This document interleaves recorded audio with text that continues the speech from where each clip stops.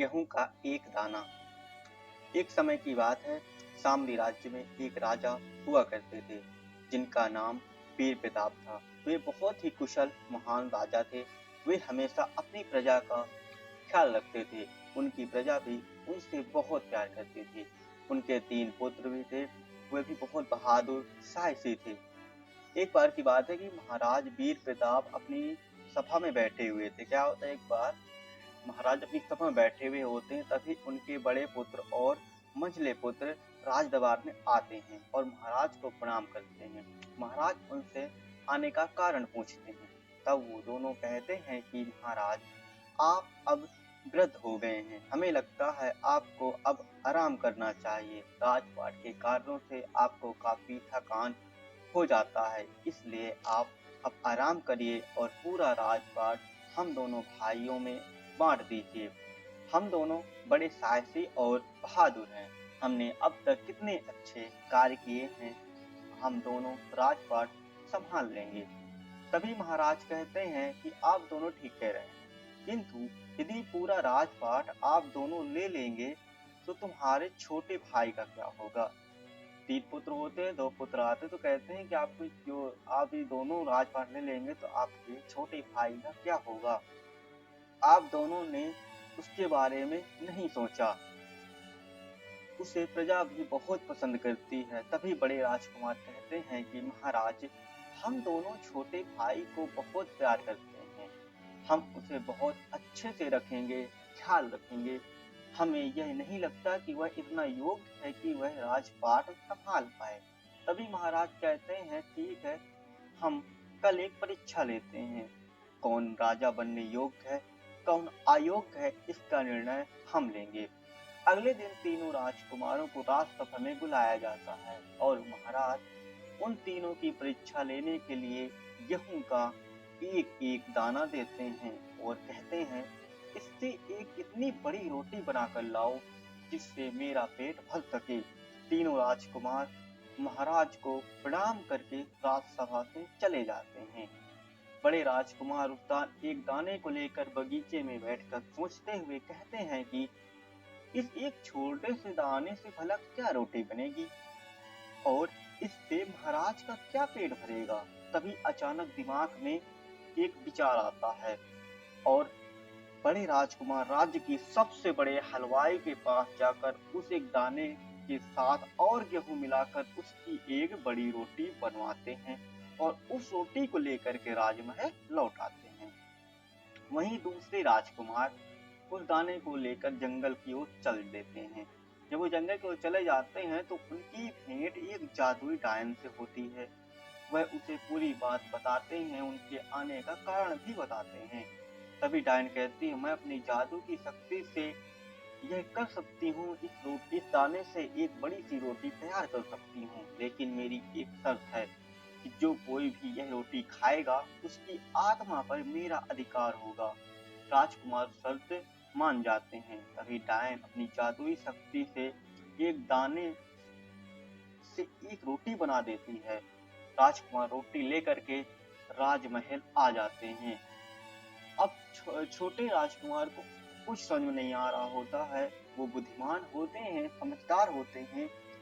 वह ये सोचते हैं कि मैं क्या करूं, मैं क्या ना करें, उनके कुछ समझ में नहीं आता है। इसी चिंतन में वे होते हैं। तभी एक चिड़िया आती है और पूछती है, क्या हुआ राजकुमार जी, आप इतने चिंतन में क्यों हैं। तभी पूरी बात वे चिड़िया को बताते हैं और तब चिड़िया उन्हें बताती है कि हे राजकुमार, मैंने देखा है कि किसान एक बीज ही बोता है जिसमें इतनी फसल आती है। यदि आप इस दाने को बोते हैं तो कुछ समय बाद इसमें एक पौधा निकलेगा, फिर उससे फूल फल दाने आएंगे और यही क्रम बार बार करने से महाराज का बस नहीं, पूरे राज्य का पेट भरेगा। चिड़िया की बात सुनकर राजकुमार आश्चर्यचकित होते हैं और उसे धन्यवाद देकर फिर मिलने को कहते हैं और उस दाने को एक गमले में बोकर राजमहल आ जाते हैं। वहीं दूसरे दिन महाराज सभा में तीनों राजकुमार को बुलाते हैं और उनसे परिणाम चाहते हैं। तभी तीनों राजकुमार अपने अपने साथ अपना सामान लेकर राजसभा में प्रवेश करते हैं और महाराज को प्रणाम करते हैं। महाराज सबसे बड़े पुत्र वे पूछते हैं कि रोटी कैसी बनाई। तब राजकुमार कहते हैं कि महाराज, इस रोटी में उस एक दाने का अंश है। यह रोटी और गेहूं मिलाकर बनाई गई है। तभी महाराज कहते हैं कि यदि यह इतना आसान होता तो परीक्षा लेने की क्या जरूरत थी।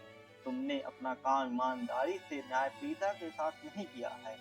आप राजा बनने योग्य नहीं हैं। आप यदि राजा बनते हैं तो इस प्रकार की अन्यायप्रियता जो होगी कैसे करेंगे।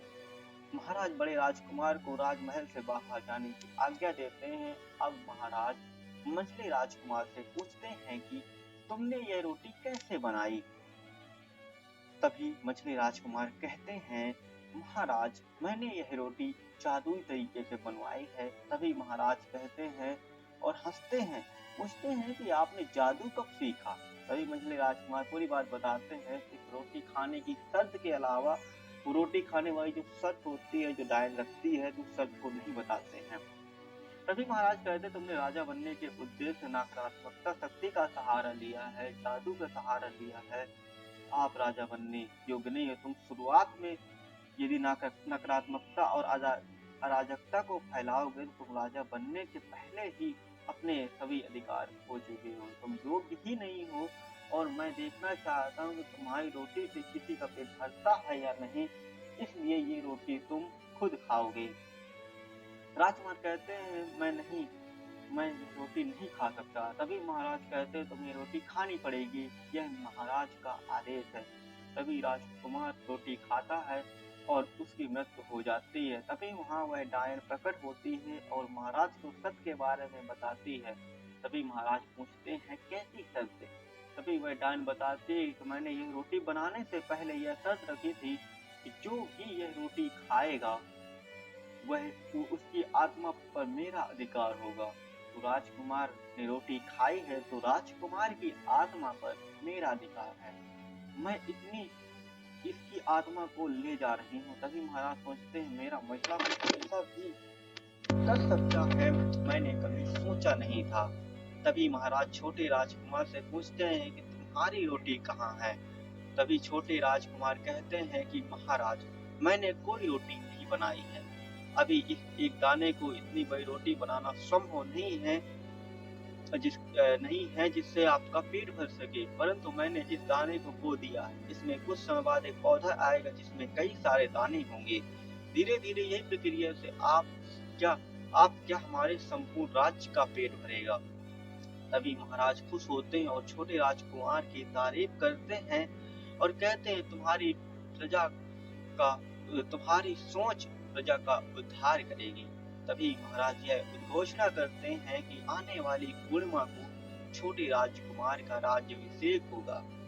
यह उद्घोषणा सुनकर राज्य की प्रजा खुश होती है और महाराज एवं छोटे राजकुमार की जय जयकार करती है।